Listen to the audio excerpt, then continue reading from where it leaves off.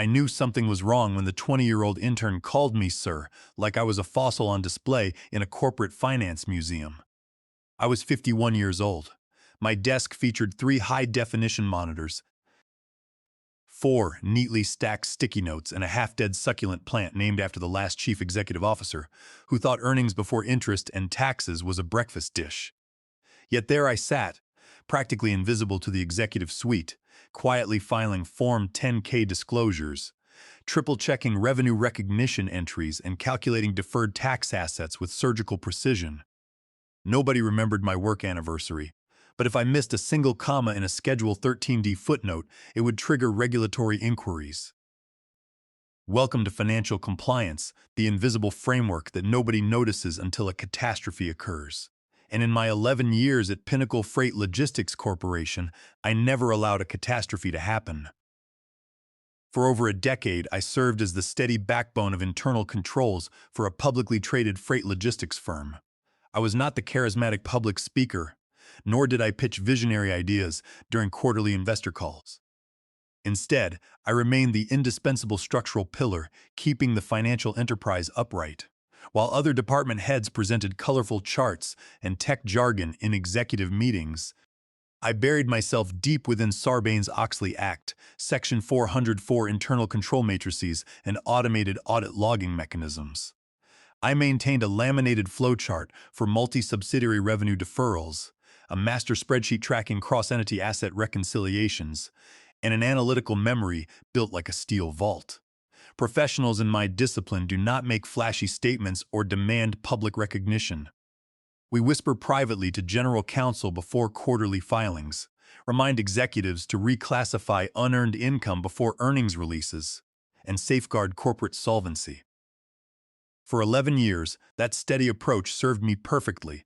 Then arrived Troy Prescott. Troy stepped into our corporate headquarters like a catalog model, wandering into an advanced corporate tax seminar.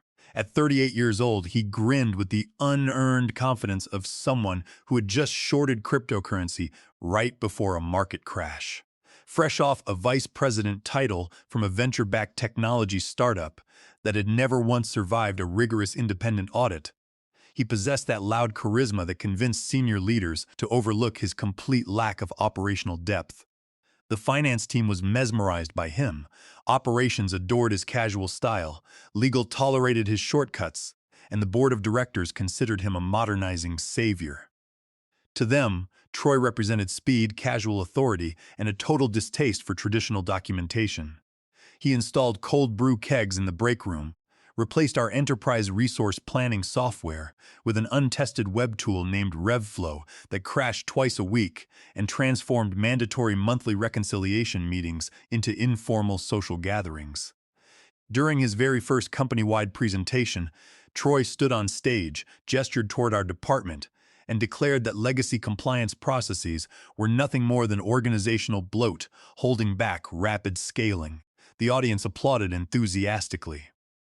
I did not join the applause because I recognized that when an executive cuts muscle under the mistaken belief that it is fat, the entire structure eventually collapses under its own weight. The shifts happened gradually. Troy reorganized our financial reporting structure into agile pods, pushed accounting staff to accelerate quarterly revenue bookings, and instructed corporate counsel to stop overanalyzing internal oversight memos. At a town hall meeting, he looked straight toward my desk and announced that Pinnacle Freight Logistics needed to move fast and eliminate bureaucratic red tape.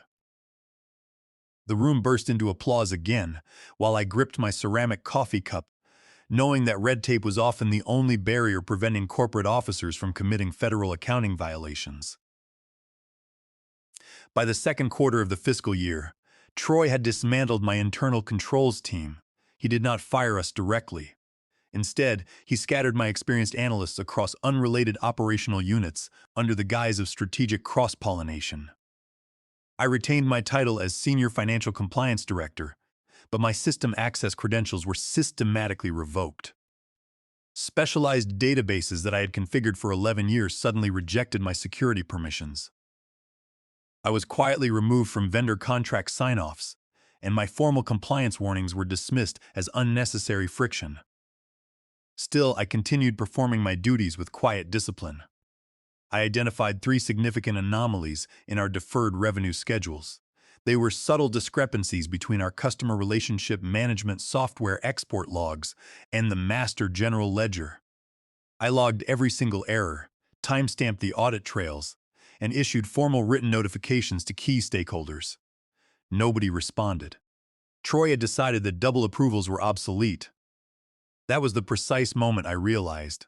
Troy did not understand the gravity of financial oversight, nor did he care. To him, Sarbanes-Oxley compliance was not a structural safety net. It was an annoying bottleneck hindering his personal narrative of rapid corporate transformation. But I understood a fundamental law of business governance. Friction is what keeps the wheels from spinning off a high-speed vehicle. So I chose to remain patient, observing the underlying chaos accumulate beneath his polished exterior.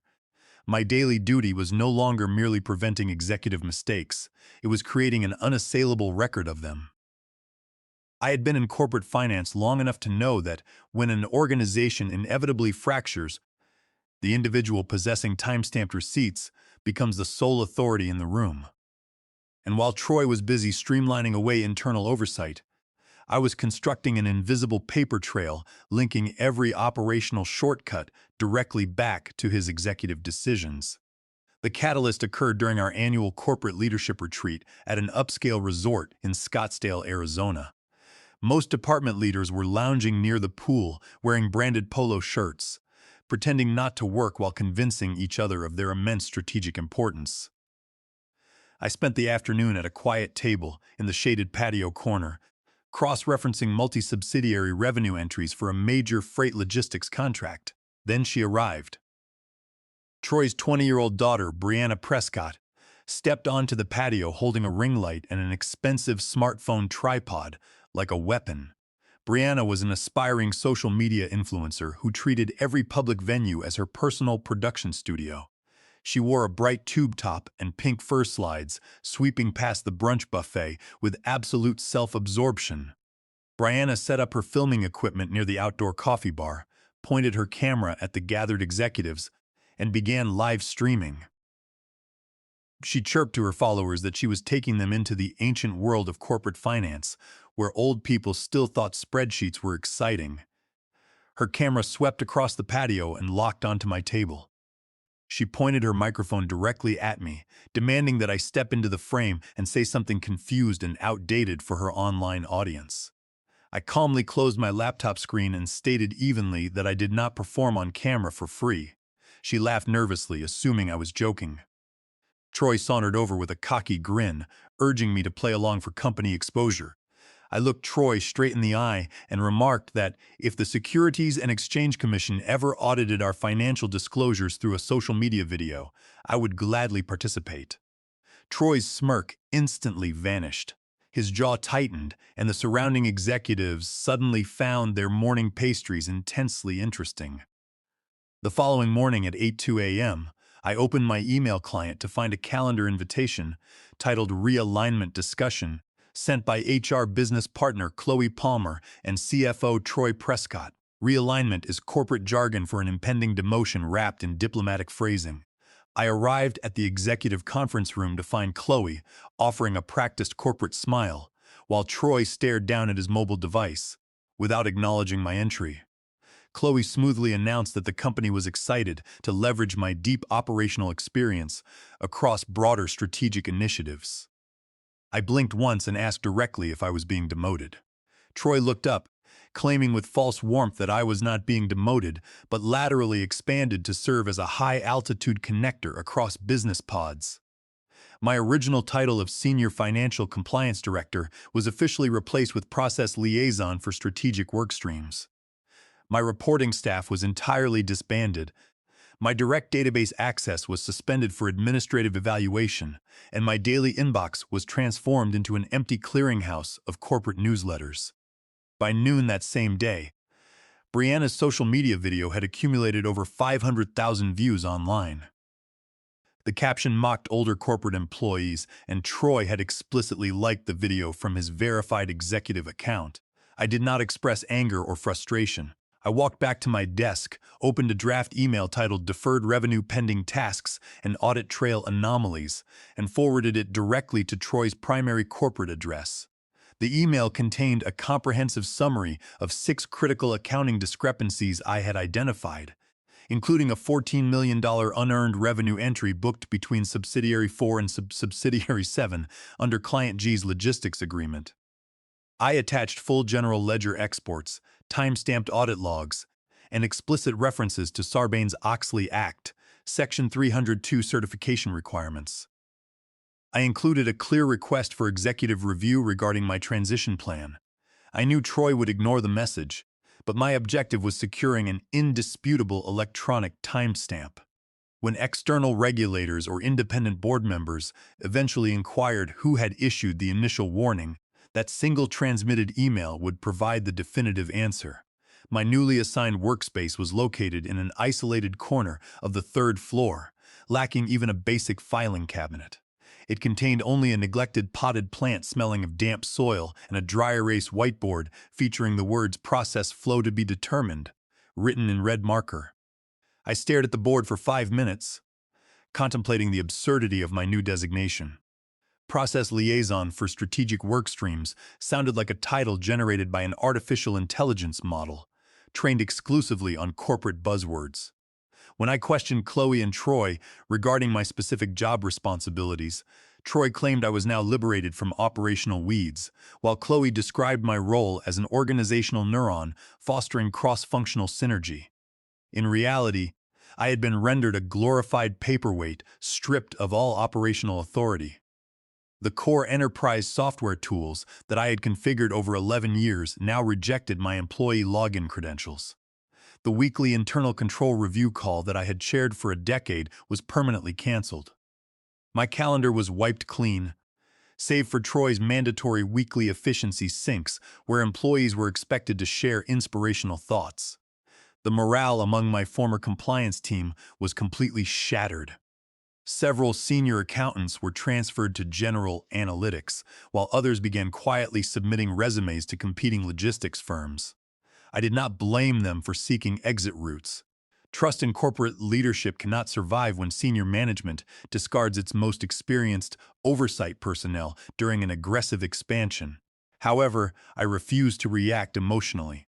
I sat at my new desk, opened my sent mail folder, and reread the transmitted email sitting in Troy's inbox. The message remained unread. The 6 flagged items detailed systemic vulnerabilities, 3 unearned revenue mismatches across the first and second quarters, 2 vendor contracts missing mandatory legal signatures, and 1 recurring entry duplicated across international entities to inflate quarterly earnings projections. Independently, each discrepancy appeared to be an operational oversight. Collectively, they demonstrated a clear pattern of reckless financial reporting designed to meet aggressive market targets. That transmitted email was not merely a passive paper trail. It was an active fuse burning quietly beneath Troy's executive narrative, and Troy was standing beside it, completely oblivious. I generated 2 separate encrypted backups of the master reconciliation spreadsheet. One file was uploaded to an encrypted personal cloud repository, while the second was written to an external thumb drive stored securely inside my personal wallet behind my old security identification badge. Then I began my quiet period of observation. Days turned into weeks. Troy hosted flamboyant town hall presentations in the main cafeteria, praising organizational agility and rapid execution. He replaced our rigorous compliance dashboard with the RevFlow platform, which possessed zero audit logging capability and permitted users to bypass secondary authorizations. He established an informal messaging channel where junior staff posted stock market memes and praised aggressive revenue recognition tactics. He never addressed me directly, treating my presence as an invisible relic of a bygone era. Coworkers passed my desk with cautious nods, avoiding prolonged conversations out of fear of being associated with a sidelined executive. When colleagues privately messaged me to ask if my sudden reassignment was linked to the social media incident, I maintained complete professional composure. I replied that I was fully focused on alignment initiatives and happy to support corporate goals from whichever capacity made sense. Troy believed he had neutralized my authority by isolating my physical workspace and revoking my software permissions. But true organizational influence does not reside within executive dashboards or software access codes. It exists within institutional memory, personal integrity, and the established trust of legal analysts and external auditors who rely on verifiable facts. I continued attending every open organizational meeting that I was not explicitly banned from attending. I sat near the back row, brought a physical notebook, and recorded detailed notes. Whenever Troy announced that approval cycles had been reduced by 80%, I documented which control mechanisms had been removed and who was signing off on the overrides. Whenever he claimed there were no operational blockers in revenue recognition, I noted which multi-subsidiary freight contracts were being processed without legal validation. I maintained a polite, professional expression at all times. Humiliation causes weak individuals to break, but it sharpens disciplined professionals. Troy had attempted to muzzle my voice, but he had inadvertently provided me with a front-row seat to his own corporate missteps. The initial indications of structural failure appeared quietly, as corporate breakdowns always do. It began with a brief electronic message sent to my private terminal by an internal audit analyst named Melanie Reed late on a Thursday evening. Melanie was one of the few remaining oversight professionals from the previous management regime who still viewed material accounting impacts as serious professional matters. She inquired whether I had previously noticed any unusual entries regarding Client G's second quarter deferred revenue schedules. I stared at the message, recognizing Client G as the exact logistics contract highlighted within my unread April 17th email to Troy. The agreement contained complex milestone delivery clauses between Subsidiary 4 and Subsidiary 7s that required precise prorated accounting across reporting periods. I accessed my encrypted personal backup drive and reviewed the original timestamped analysis. I replied to Melanie, noting that the delivery entry dates between the two international subsidiaries failed to align, and advised her to examine Section 4B of the master contract, which explicitly mandated dual-branch operational sign-offs before recognizing unearned revenue. Moments later, Melanie responded with visible alarm, stating that the automated RevFlow system had marked the entire transaction as fully validated. Of course it had. RevFlow was built to prioritize processing speed over accounting accuracy, completely ignoring contractual nuances where regulatory compliance actually lives. Troy had instructed the engineering team to remove validation barriers in order to accelerate quarterly earnings reports. I chose not to escalate the conversation immediately. Instead, I opened my master archive and organized my documentation into structured electronic folders. Quarter 2 audit flags, pre-realignment controls, and pending tasks email transcripts. I formatted every file according to standard legal discovery protocols. Over the subsequent 2 weeks, additional inquiries arrived quietly from middle managers across legal and finance. Counsel requested historical sign-off records for international subsidiary roll-ups, while accounting supervisors asked if I had documented discrepancies in vendor usage reconciliations. I responded with precise factual data, guiding them toward the underlying records without expressing personal bias. The evidence revealed that journal entries were being auto-approved.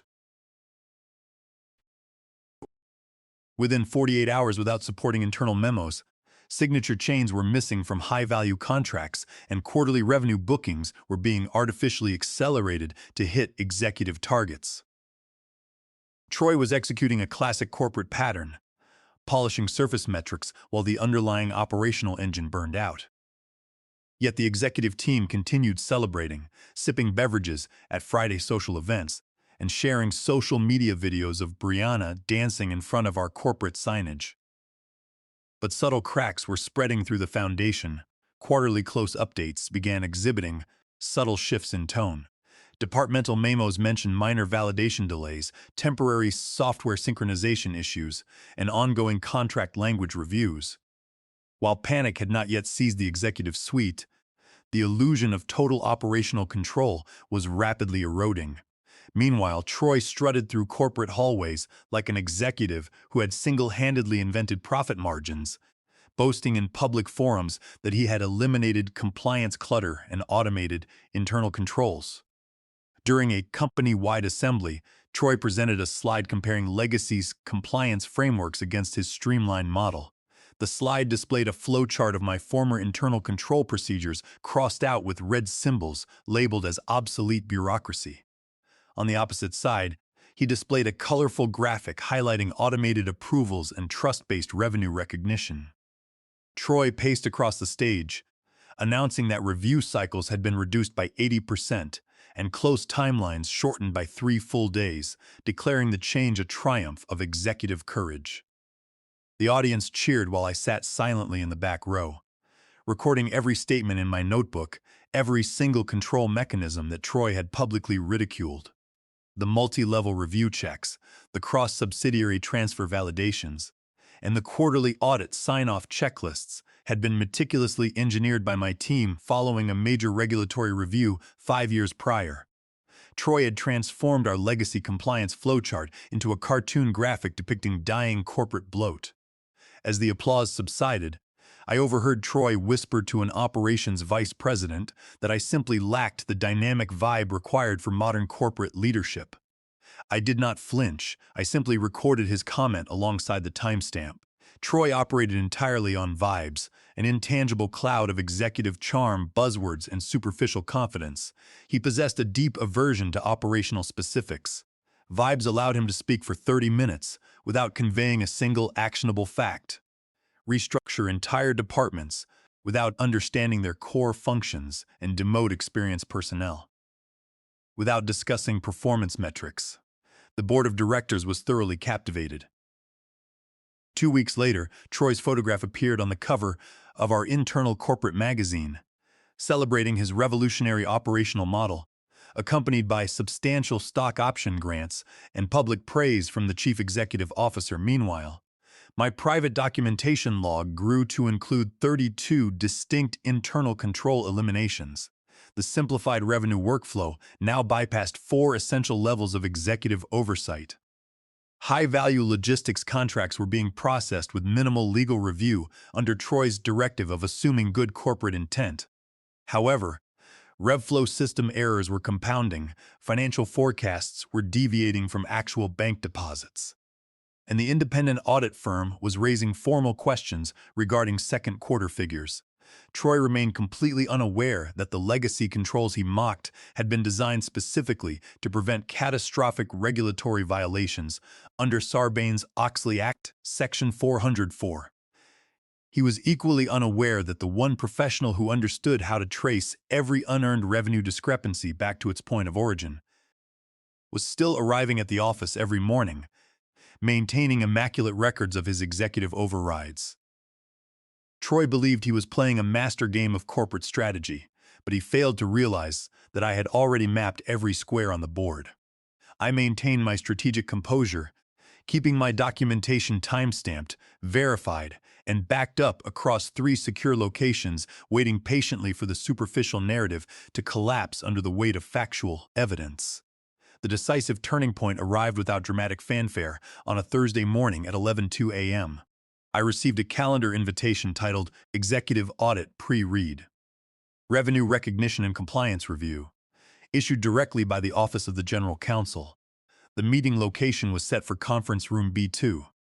The invitation did not contain detailed agenda notes, but its origin signaled that independent oversight mechanisms had finally engaged. As I walked down the executive corridor, Troy's administrative assistant avoided eye contact, sitting in tense silence. Upon entering Conference Room B2, I found General Counsel Claudia Bennett and Senior Audit Partner Beatrice Thorne seated at the central conference table. Claudia was a sharp, pragmatic corporate attorney with 20 years of legal experience, while Beatrice was a seasoned governance expert who had chaired audit committees across multiple publicly traded enterprises. There were no pleasantries or casual beverages on the table, only a laptop terminal, legal notepads, and a printed copy of our master internal compliance charter. Claudia gestured for me to take a seat, stating calmly that they required historical context regarding our revenue recognition controls prior to the recent operational restructuring. Beatrice added that the external audit firm had identified unresolved variances in second and third quarter deferred revenue roll-ups between Subsidiary 4 and Subsidiary 7. I calmly opened my leather briefcase, retrieved a neatly bound folder, and placed it on the table. The folder contained printed copies of my April 17th email transmitted to Troy, complete with cryptographic server header timestamps, highlighted attachments, and explicit references to Client G's logistics contract terms. I pointed out Section 4.1 of the contract, which legally mandated dual subsidiary operational verification prior to revenue booking, and demonstrated how Troy's RevFlow system override had bypassed this mandatory control, resulting in a $14 million unearned revenue misstatement. Claudia picked up the documents, scanning the server headers with intense legal scrutiny. Beatrice leaned forward, examining the timestamped audit logs with the precise focus of a professional, confirming a severe corporate breach. Claudia looked up, asking directly if I had retained complete records of these warnings. I affirmed that I had preserved every record.